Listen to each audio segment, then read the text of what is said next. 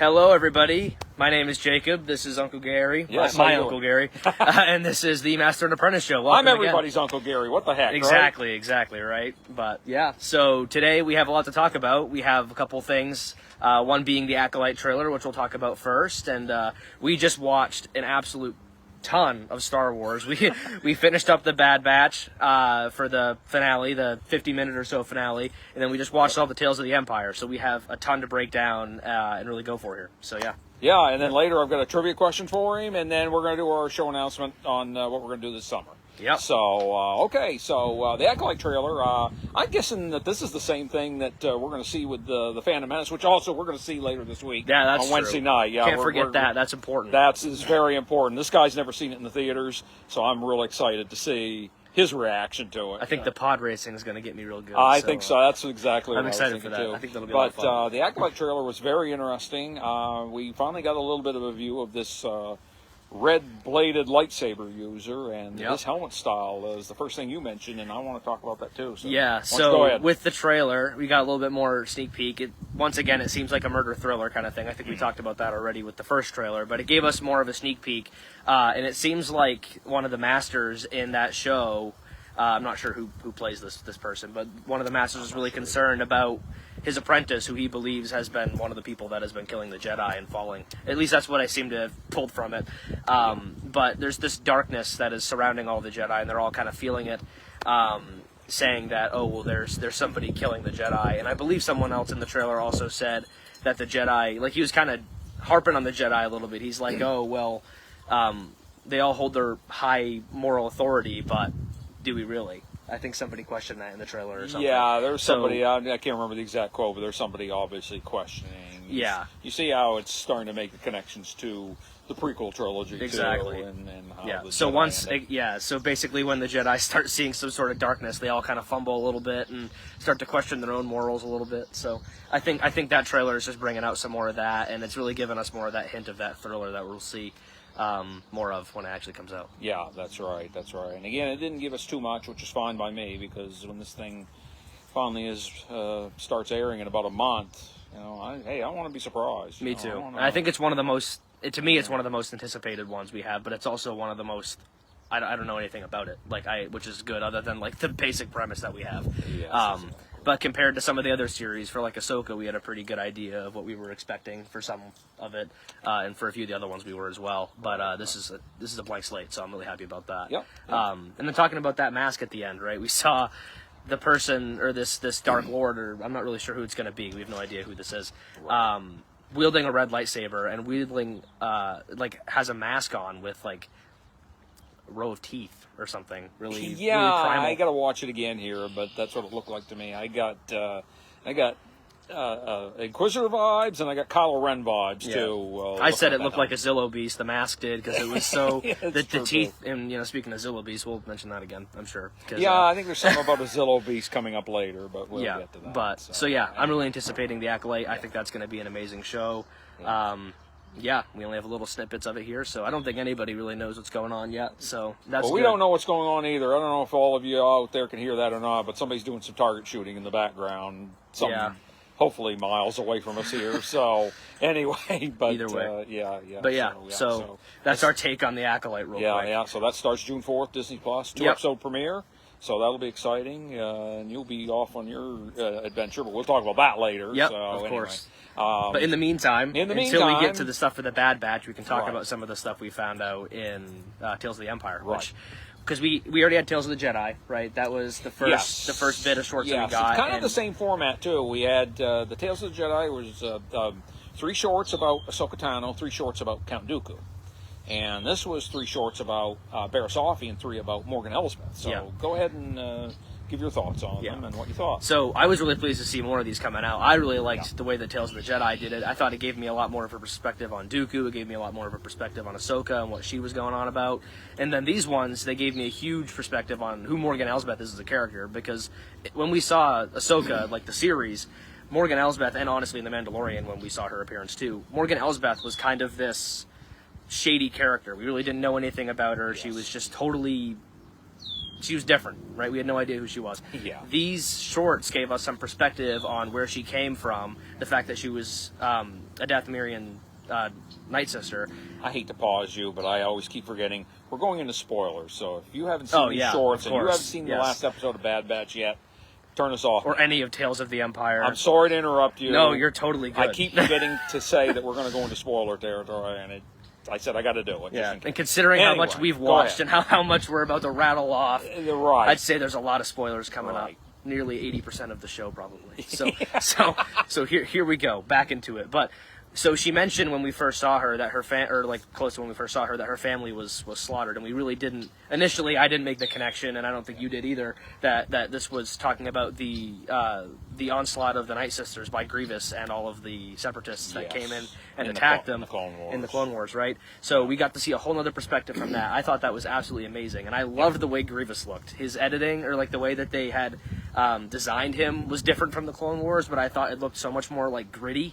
I really liked it. I thought it looked so good. The animation in this stuff really lately has just been killer. I mean, I made a comment during one of the Barris Offee ones. Mm-hmm. I said, "God, that looks like real life," you know? Oh yeah. Each of the scenes, like the scenery was amazing. A lot of the character designs were absolutely stunning. Like I was pretty shocked about all of it, but that's all good. But it gave us another perspective on who Morgan really is, and I think that helps to understand why she became in favor of Thrawn as well, because we got to see that whole transgression as well, including Thrawn's assassin, which was really cool. Yeah, Rook, I think his name is. Yep. I originally looked at it and I was like, I feel like I know who this is, but I was not sure because I chimed in with, "Oh, you're full of crap. This is there's no way, right?" But then after I can't remember the name of that Imperial officer that Morgan was talking to before. I thought it was originally Yullar, and I did too. Because it's the mustache. Yeah. You know, everything about that face looked familiar to me, but it was not somebody we've seen before. I don't think. I think we've seen Captain Pelion. I think he's in that Mandalorian episode with when Moff Gideon is talking to the council. Yeah, I think he's in there. Maybe he's in there because he's still alive at that point too. But either way, even if we have seen him, it's been a small little something. So I didn't know who this was. But we got to see how she earned Thrawn's favor, how the assassin was able to really test her, and we got to see her handiwork with that Beskar staff, which I thought was really cool. Yeah. And how she was able to hold her own against Ahsoka when that came up in The Mandalorian. Really, those first two shorts gave me just a huge background on the perspective of her character, who she really was, and how she got to this point. Basically just fueled by fire and revenge. She said something about her... She gave some mundane response in the beginning about why do you fight for the Empire, why do you do these things for the Empire. Her first response was just for the glory of the Empire. And I don't think anybody really liked that response. It was too bland. But then when Thrawn asked her again, really poked and prodded, she was like, "It's for revenge." And he's like, "Yeah, I feel that." So then earning his favor. So I think that makes a lot of sense why we see her so much in the Ahsoka series as well. It makes me like her more as a character because she has more depth, in my opinion. Exactly. But for the third episode, a little bit different. We got to see some New Republic stuff, and I wasn't really expecting that, actually. I wasn't 100% sure. These three all had pretty decent time jumps between them. I mean, we start out during the Clone Wars. In a new era for each one, she's actually. Still young. She's, maybe 14 or 15 or something, I would guess. Then we jump to, in the second one, during the time of the Empire. Yep. And Thrawn is not Grand Admiral. He's just Admiral Thrawn. Yep. And he looks young, too. His hair is fully black. There's no gray in it or anything. That guy doesn't have a bit of gray or whatever color Chiss hair turns when they get old. Yeah. But, anyway, and then we see him in the New Republic era. I'm assuming it feels like that takes place right before Ahsoka finds out about this place. Yeah, and we were talking about how that whole chain of events probably happened, because we're not clear. I don't think it's clear to anybody really, because there was a lot of openness, honestly, about the ending of both of these little short sequences, right? Yes. We'll talk about the Barris one too, but for Morgan, the concern was I'm blanking. shoot. Oh, are you talking about the Oh, I can't remember the that guy's name. ambassador that showed up? Yeah, I can't. Yeah, I can't think there remember was a either of lady, their names. and I can't remember her name now, but Yeah. that ambassador showed up. Yeah, but it was a New Republic to- ambassador Right. who I believe was a member of that town. The before New Republic Morgan had has taken found it. out that she's basically enslaving her people. You know, the Empire's been defeated. She's still enslaving her people, obviously. Didn't even tell them that the fall of the Empire had occurred. Trying to keep them under a veil, right? Which makes a lot of sense, Right, considering her character and her pursuit of revenge and such. Exactly. And so she's just, they're there to arrest her. I mean, she even tells her, she said, I can assure you, you'll get a fair trial and that stuff. And which doesn't really Morgan's having none of that. Well, No, with Morgan. No, she is having absolutely none of that. Yeah, so definitely a very interesting set. And by the end of that whole real slaughter of the New Republic officers and such, she says to, I can't remember the name of the guy who used to run the town, but he was given the opportunity to basically make a distress call, but then Morgan destroys that beacon before they were able to actually make that call. Something that was pointed out is that even though it wasn't actually a transmission that he was able to talk to other people from the New Republic to send word, I wonder if they'll send somebody anyways. Like, I wonder if they'll still do that. And that could very well be Ahsoka, because Ahsoka is there to learn more about Thrawn, learn more about Elsbeth while she's there in Mandalorian. It's possible that that transmission gets sent to somebody who's very skilled and could deal with Morgan if the time needed to deal with that. Yeah, whoever's on the other end says something like, "We've received your transmission, but we don't really know who you are." Right. There's something along those something lines. along those lines. So they're probably a little bit hesitant about sending somebody. Yeah, if they send Ahsoka, somebody who's very well apt and looking for Thrawn at the moment. I think it's possible this helps explain why we see her in the Mandalorian like we do, and why she's so interested in Morgan in the first place. Right. Other than obviously trying to find Ezra and just defeat Thrawn once and for all. But I think it connected some dots for me. Also opened up some questions. And I don't know if we'll get those questions really answered. I think a lot of that is going to be in your headcanon now. I think so too. But I believe this is why Ahsoka's there, somewhat, and it helps explain some of those things. Oh, for me. sure, absolutely. But yeah, so I really like those first three. Yeah. We blasted through them. They're pretty short, like 10, 12 minutes apiece. They're about, I think, the longest one was 16 or something like that. Yeah. So in terms of actual content, at least, right? Right. But yeah, each of them had a lot to offer, and I think it gives a lot of perspective as to who this Morgan person is and why she's so invested in everything. But I'll start off talking about the Barasafi ones, if you don't mind. Yeah, go right ahead. We'll go against our format here a little bit, won't we? So I enjoyed the Barasafi ones because that's a character from the Clone Wars that I was always intrigued by, especially after the season 5 finale, where we learned that she, betrayed Ahsoka, and she was the one that committed or was involved in the committing of the bombing of the Jedi Temple, and framed Ahsoka for it, someone who she was very close to, and what happened to her, and we hadn't seen her since then. So we find out that she had a little bit of an up and down storyline, didn't she? Yeah, a little bit of a roller coaster of events, so to speak, after that whole thing. She went from Inquisitor to finally getting sick of the Inquisitor life after seeing how they just murder people for basically no reason. Yep. And then becoming sort of a guru in her own way. Kind of a healer, guru type of person. And that one was left open too at the end of it, because the Inquisitor that she was paired with, we thought had died. She had pushed her off a cliff in the second short. But came back. As we all know, these people can survive falls from great heights. A multitude of things, right? Yeah. And so I think her name was Len or something like that. Len. Yeah, and Len came She kept back telling Barriss to stop calling her by that name. I think she was trying, kind of like Anakin was by the end of his fall, right? He was like, "Don't call me Anakin. I'm not here. I'm not him anymore. I'm Darth Vader." Right. I think a lot of these Inquisitorius members are trying to forget about them past selves, because I think a lot of them are conflicted. Like, they don't actually want to be Inquisitors, but if they choose to forget about themselves enough, they don't have any problem with forgetting about it, because now they can just move forward. Yeah, and not have to worry about all that. Len, or whatever her Inquisitor number was, whatever sister she's supposed to be, following that family. This family comes because they think their baby is sick, and it's actually that he's he's force sensitive. Yep. And Barriss sends them off to, hey, get in the transport. There's a transport. Get out of here and whatnot. And Len tries to follow them through and gets lost in the cave. The family escapes. I think that's a huge metaphor That on was like an interesting. her mind is clouded, so she can't think clearly, and she has this huge The dark side temper is- tantrum, so to speak, in those caves where she starts just slashing it up, right? And that eventually leads to her killing Barriss by, I believe, accident. I don't believe she. I meant to think do it's that. in Attack of the Clones. If Yoda says the dark side clouds everything, Yep. So and that's not. I don't think that necessarily means in that. Well, he means in that moment, but it turns out, I think that it prevents. doesn't always mean in that moment. It means in Yeah. everything. Yeah, it prevents this Lynn character from being able to see who she really Exactly. is and why she keeps denying her real personality. And I think that's a big thing with the Empire. The Empire is so focused on growing that it chooses to forget about the personable qualities of people and chooses to use them. I mean, this is the same thing with Morgan too. She uses those townsfolk as slaves, and with the Inquisitorius trying to make them forget who they really are. So I think that's a big topic for the Empire and why they're so bad at the core. But This is a lesson for you kids. Don't vote for dictators to a position of power. Okay, that's my political rant. For the day. Literally. But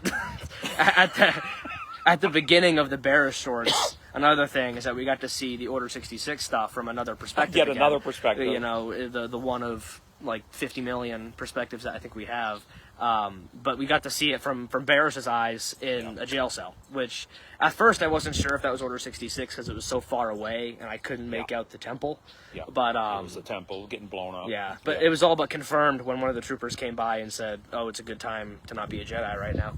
Because tomorrow they're not going to. They're not going to exist, Yeah. right? So we got to see that from another perspective, but it all but makes sense why Barriss was chosen as a potential Inquisitor, because she had already shown that she was not with the Jedi anymore. But right. even that action in the Clone Wars, she had so much hate for the Jedi, but I think it was all misplaced, because as you can see with her position in the Inquisitoria, she does not have the heart for that kind of darkness, that kind of hate. So she doesn't, right? She moves on and she goes and becomes this healer. So I think Barriss is a story of conflicted intentions and really not sure what to do with them.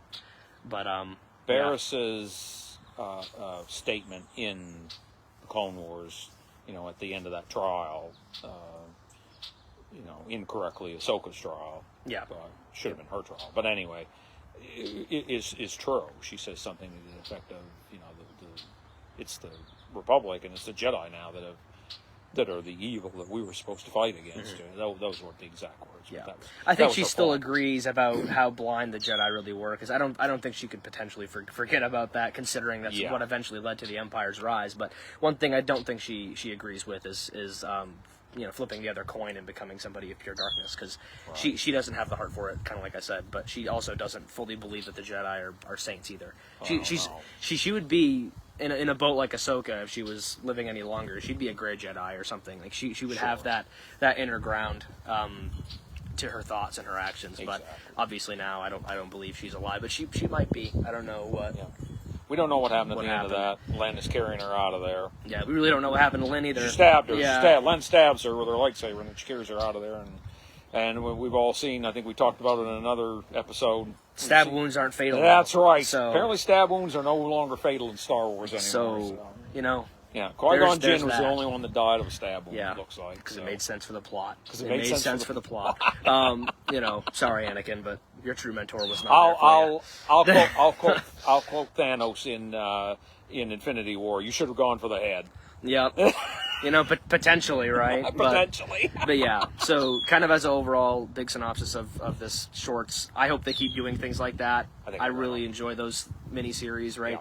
Not very long, they all get released all at once, but I like that because it allows for a good chunk of binging, right? If you really just want to binge a bunch of shows, you can do it, right? It's great binge day when something like that hits. Yeah, but either way, I think there's a lot more stories they can tell with both really the Tales of the Jedi and Tales of the Empire if they keep doing it.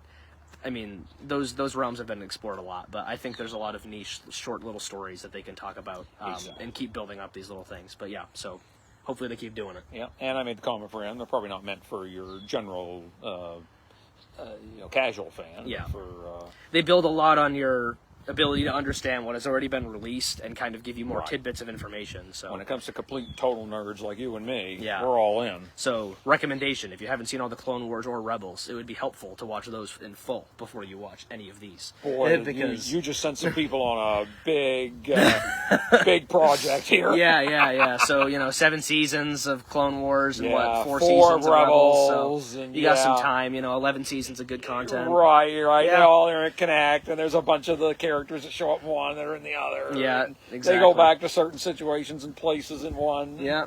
Show up later in the other. But the better you understand those, the better all the other projects that have come out make more true. sense. So, It really is. a big passion project, so to speak, but we love it. I think you would too.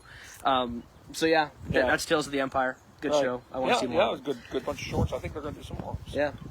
All right. Moving on from that. Moving on from that, the big thing today was the wrap-up. season and series finale of The Bad Batch. 15th episode of season 3.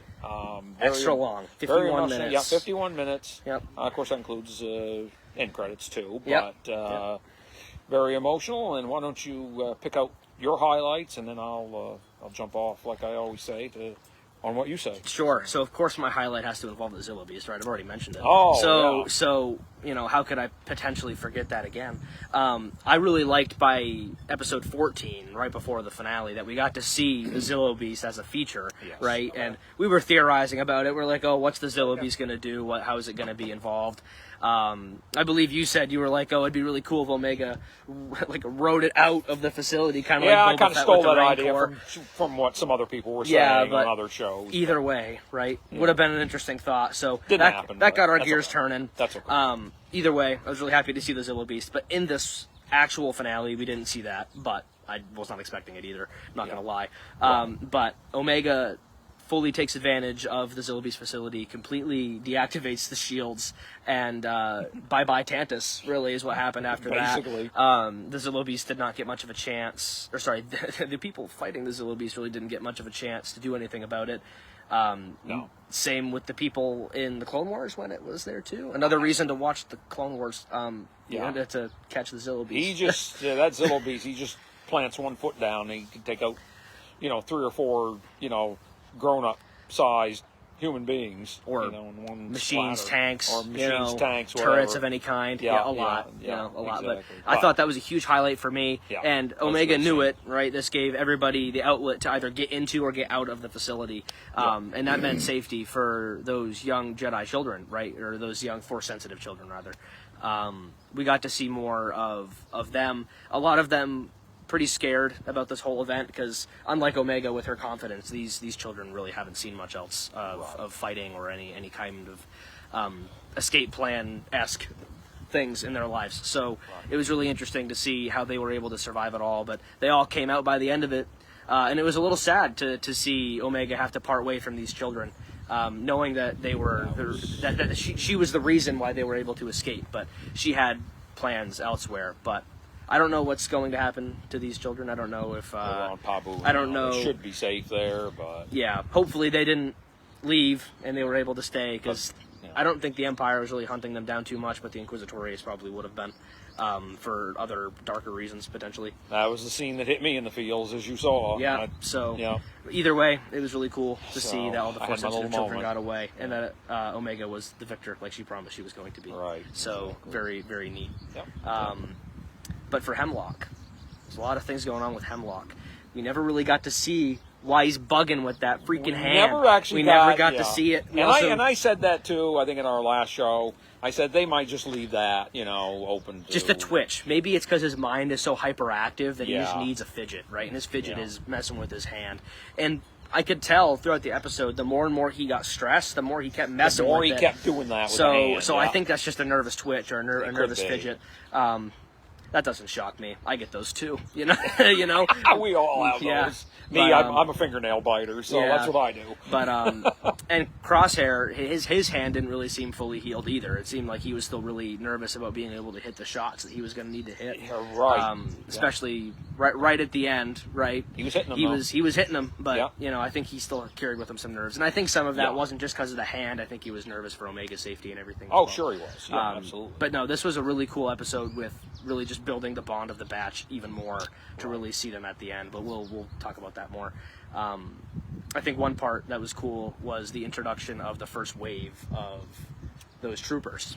You can talk more about that. I felt like they didn't name them, but I felt like they were the Phase 1 Dark Troopers. Yep. So that's what like the ones we saw in Mando, but those were Phase 3, I believe. Right, so, I think so. Yeah, because I remember that doctor in Mandalorian. I don't remember his name now, but Pershing or something. Pershing. Yeah, thank you. Good. I'm glad your brain I'm surprised I remembered that. My brain never works when we do these shows. I'm glad yours is. At least today it is. Tomorrow maybe not. Pershing says something to the effect of, "Well, these are Phase 3 or whatever phase number they were. They ruled out the human. Basically. Right. We've eliminated the last weakness, and that was the human inside.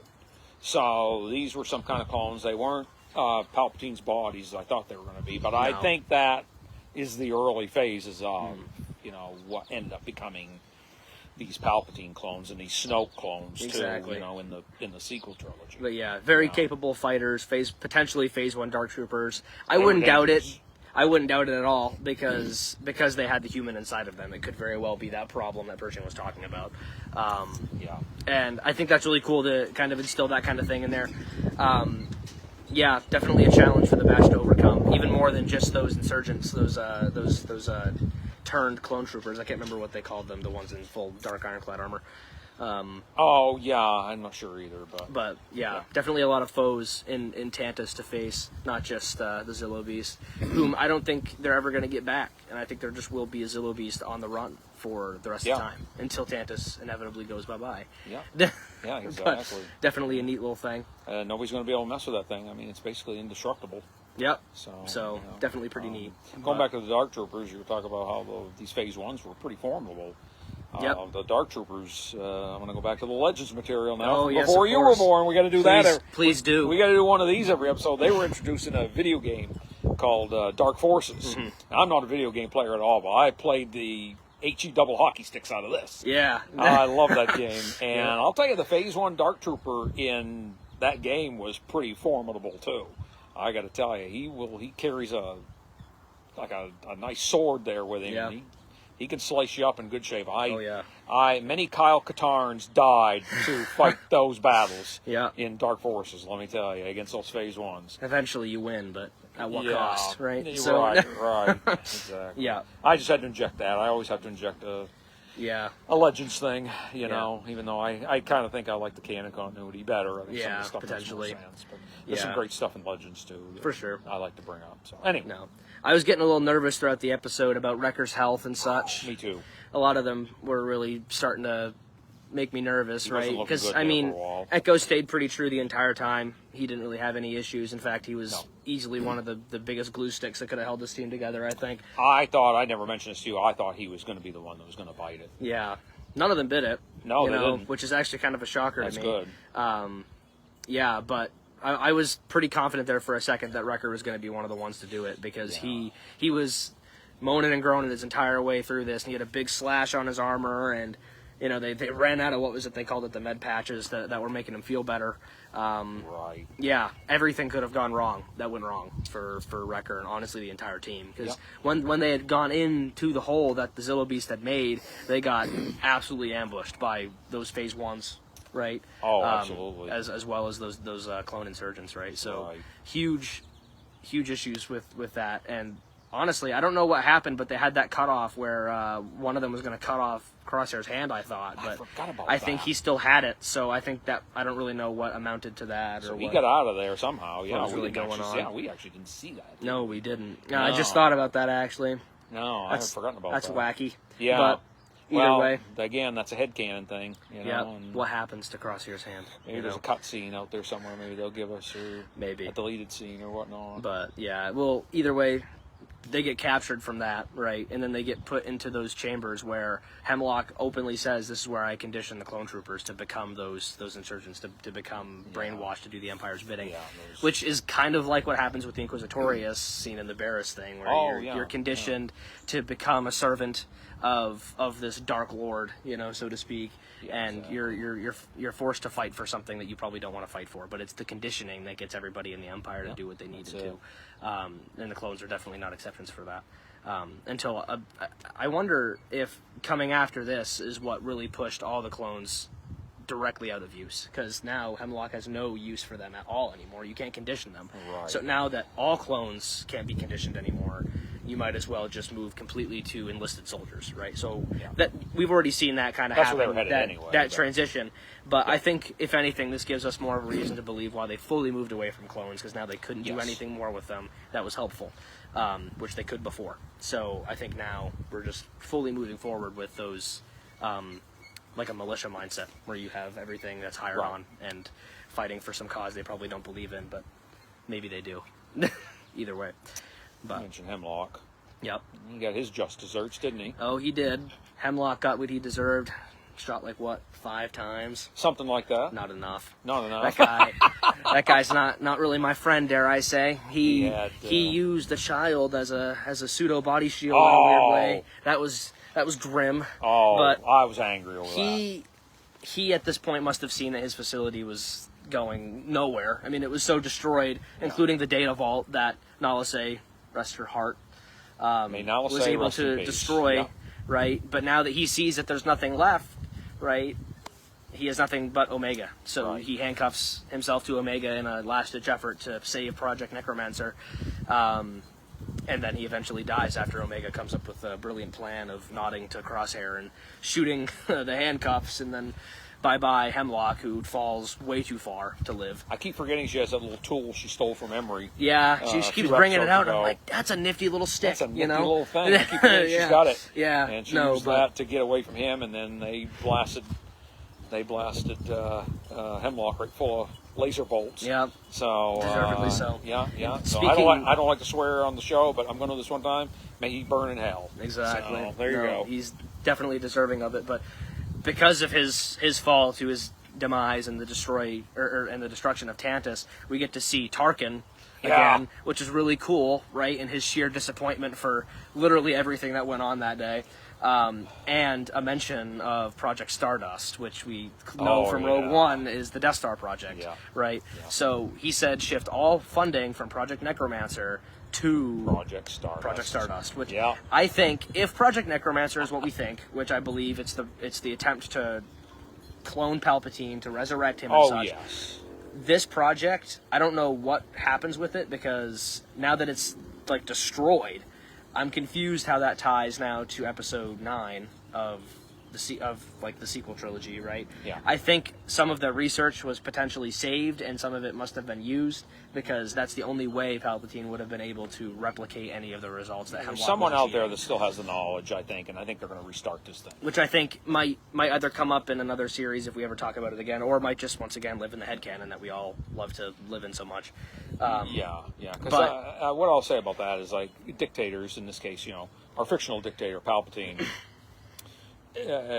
they always talk about wanting to preserve their empire, preserve whatever it is. What they actually mean is they want to preserve themselves. Yeah. Because they believe that they are the sole ruler, their empire or their kingdom. Or they are the only one who has the potential to rule it, and should be the only person to do so. Exactly. So he's going to be upset, and he's going to be disappointed that this whole thing went to pot on him, but he's going to figure out a way to restart this project. One of the things, this is kind of talking about another game if anybody has played it, but in Star Wars Battlefront 2, there's a campaign in that game. And one of the parts of that campaign is Luke going to an old vault of Palpatine's, and he finds a bunch of artifacts and stuff, right? I'm curious if any of this data or any of the information from the Project Necromancer thing had made its way to one of these vaults where Palpatine, in his demise, or anybody from the Empire, was able to go back and use this information to resurrect their true lord of this Dominion. Absolutely. Right? So potentially this is an explanation. I don't know if it's anybody or if it's everybody's explanation, but I think it makes sense for me. And because I think that's what that was all trying to lead up to. I mean, that's why Palpatine inevitably came to Tantus in the first place, was to see the progress of the Necromancer project. So I think that helps explain to me a lot, and I think it makes Episode 9 make more sense in a weird way. Yeah, I think so too, and I think we're going to get more on that. I think so as well. I still think that there's more. They're not done. They're not done with that, and we're going to get more on, other than just somehow Palpatine returned. Exactly. So. And we definitely don't need more information about Project Stardust. I think we got that one all figured out. We got Stardust all figured out. Yeah, we got that. Go Go watch Rogue One. Go watch Rogue One. I'm Go just watch tasking Andor. everybody with watching stuff today. It's my bad, guys. It's, you know. Did they call it that? I think they called it that in some later episodes of Rebels too, didn't they? Project Stardust. I can't remember if that's what they used for terminology. I think when Thrawn is pushing the whole TIE Defender program, which we saw going back to those shorts. Yeah, we saw that with Elsbeth. Yeah, Morgan Elsbeth was involved in that. Yep. She was doing an early... Initially rejected, however. Which is why Thrawn was like, interesting. Yeah. Somebody of such high potential rejected? That's crazy. I need to... Exactly. I need to snatch this person into my own little elite force, which That's right. did inevitably happen. I think there's a scene where he's talking to Thrawn and saying, we're concerned about the money you're spending on this and that it's going to take away from Project Stardust. I'm pretty sure potentially Tarkin mentioned Stardust in the Rebels too. It seems like everybody's focused on the Death Star. It seems. I mean, even all these other niche projects don't seem to hold in light. They thought that was going to be their be all end all. Yeah. So. What? It destroyed one planet and put a big hole in Jakku, and then or in Jeddah. Jeddah, my bad. Yeah. That was it really. Yeah, I don't know what else it did. You know, the second one just blew up a few ships, and that was it. Yeah. So want for such a big investment really didn't end up paying off as much as they would have thought. Yeah. I think they should have invested more money in Necromancer if they really wanted to. I think they should have gone with the TIE Defenders. I think they should have gone with the TIE Defenders. Yeah, well, they even said it in that short. They were like, the Empire doesn't care very much about the lives of the people that are fighting these ships. We don't care about the shields. It's going to cost too much money. Listen to these nerds. We're questioning fictional Star Wars weaponry decisions. And financial decisions. We care about the finances of this Empire. Yes, that's criminal. Right. How bad it is, right? But they care less about finances and more about just expending lives on these things because it's easier for them to just recruit more soldiers than it is to spend however much galactic money is worth on this ship. So sorry, folks, we're going to have to raise your taxes another 5% this year. Yeah, it's my bad, really. Yeah, but yes, there you go. So there's that. So, but anyway, no, in general, I thought the finale of the Bad Batch was pretty stellar. I think it kept me on the edge of my seat the entire time because I really wasn't sure what was going to happen with any of the characters. And one thing we can't forget is that last little ending bit that we got at the end of it. I was just going to mention that. Which is something I wasn't necessarily expecting, but something I'm glad we got. You can take it away. They had the scene. Here I go. Yeah, I knew I was going to do this. I do this in even number shows. I did this in our second show. I did this in our fourth show. Yeah. Now I'm doing it in our sixth show. Yeah. Well, I mean, we do a time jump. Yeah. We see Hunter's a good bit older. He's got the ponytail's a little longer. He's got a beard. Gray hair. He's got a beard. He's got an excellent graying beard. He's got some lines in his face. They're all still on Pabu. Yeah, they're all still on Pabu, and Omega is, I don't know how old she is at that point. Definitely but older. She's an adult. She's an adult at this point, and she's going off to be a rebel pilot. Pilot. Yep. Yeah. So she's going to do the right thing and fight for the right cause. Mm-hmm. I think that's the perfect way to end off her story because I didn't like the idea necessarily of making her a force wielder, even though she has an high M count. I don't think that was something I was like 100% on board with. I don't feel like she's the kind of character for that, right? But because of her instincts and all of her ability to really survive and really flourish in a battle, right? I don't think she was fully content with staying on Pabu for the rest of her life, and clearly she wasn't because she left, right? Yeah. But I think it was really cool that she was able to spend her growing up years as a kid for a while and not actually fighting a war, because that was what she had been known. I mean, she was known for either being a lab assistant on Camino or going and fighting a war that was like 100 million times larger than she is, right? So I think really cool to be able to have that family dynamic for the batch, not lose any more of them, but be able to see them kind of be able to take their latter years off and be able to live their lives, because I'm sure they did not get any rest their entire life until that point, because they did not. There's nothing they were bred to fight, and then they weren't supposed to fight necessarily the Empire, but that was their choice, right? So I think this is well deserved for them. Wraps off their story really well. And I'm interested to see if we're going to see anything more about Omega in the future, because she now is fighting for the Rebellion. I'm wondering if now we'll get Tales of the Rebellion or something silly. Well, that would almost make sense, because that would then moves That into would the really next tie it era, off. you know. Yep. Tales of the Rebellion, then maybe Tales of the New Republic. Something. Yeah, But yeah. if we get Tales of the Rebellion, that'd be sick because they might That'd be choose to great. tell one about Omega and where she left off, Absolutely. or I see some that happen. some other things. Maybe Yeah. even with if they did like a Tales of the Resistance in the future or something, they could do a tale on Zeb because we saw Zeb. We didn't get to see him very much yeah. either, right? Right, I'm just right. brainstorming here, really flinging it on the wall, We're seeing doing, what sticks. But we're doing responsible speculation. yeah, this is responsible speculation. Responsible speculation. Keep it in your head, That's right. but take it out eventually. That's right. Yeah, but either way, I think that would be a really cool thing for us to see, and I think people would like to see Omega again. I think He's I'm a great little character. emotional too because this is over. Oh yeah. When this was announced, this got announced right after the Clone Wars wrapped up. The season 7 of the Clone Wars wrapped up back in 2020. It's been a long time. I remember you and I talked on the phone. I think that evening, and we said, "Oh wait, that's what we're going to get."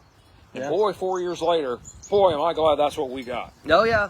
Well, I mean, I don't think we really expected it because when the Bad Batch was first announced in season 7, it was such a spinoff. It was such a weird little band of ragtag weirdos that had gone off and done all their stuff. Kind of like right? the A-Team. That's what they were described as, the A-Team. Yeah, which is cool. I'm glad we got that. Yeah. But I like it even more now that I know what they took, and they really ran with it. The project became something that was way bigger than just the Bad Batch. It became a Star Wars centric, theory building masterpiece of a lot of really good work. Yeah, so absolutely. I'm really proud of what we got.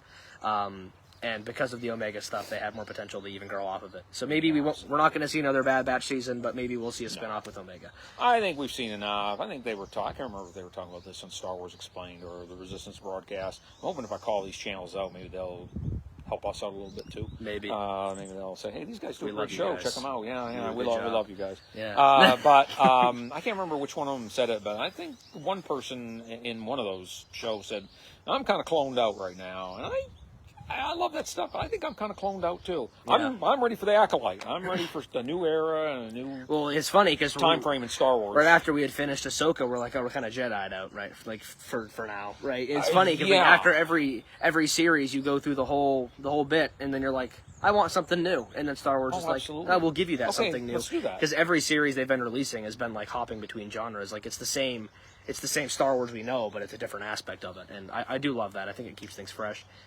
It's like ordering out at a restaurant that you really like, which we're going to do later. Yeah. I don't dare mention the celebration. restaurant. I don't dare mention the restaurant in case we get tagged for that. But we're going to a very good local restaurant. Actually, it's a chain, but there's one here in our area. And ordering, and it comes exactly as you expected it was going to come. In celebration to your of table. finishing up the Bad Batch. That's right, that's it's our way to really wrap it off. That's right. Yeah. So So, I think all right. that's everything with the Bad Batch. I'm really glad we got it the way we did, and we'll see what they come out next with. Yeah. Anything like that. All right. But cool.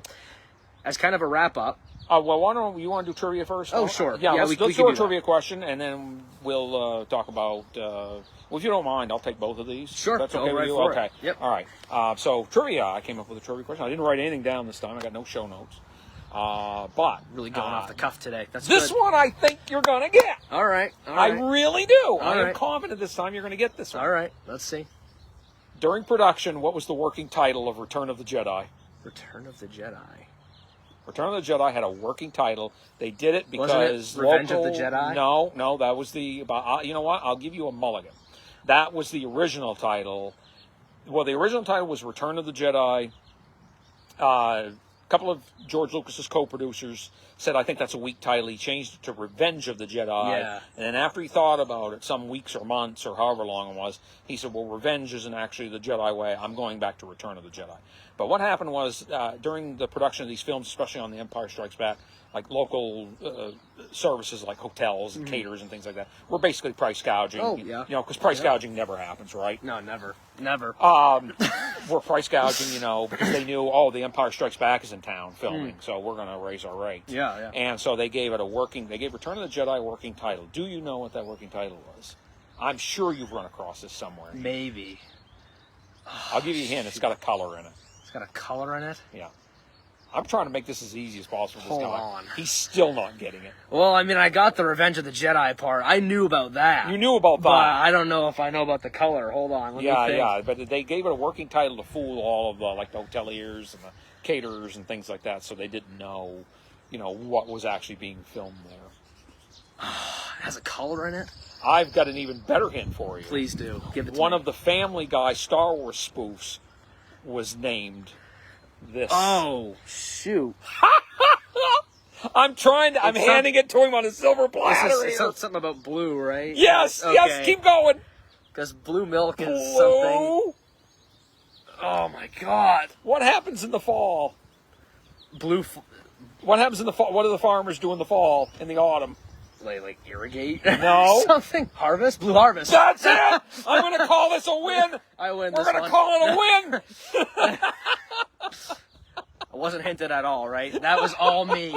That was all me. No, blue harvest. All We're right. going to edit out the parts later Yeah, where exactly. I'm giving him hints. Yeah. I'm just going to start, what was it? And then we're going to cut the To end be saying fair, blue to be harvest. fair, I got the part right after that because Revenge of the Jedi is something I did know. I did know about that, but Oh, that was Blue our best harvest. moment ever. I loved it. that was good. That was awesome. That was awesome. All right, so I'm also going to take this one too. So we talked about it.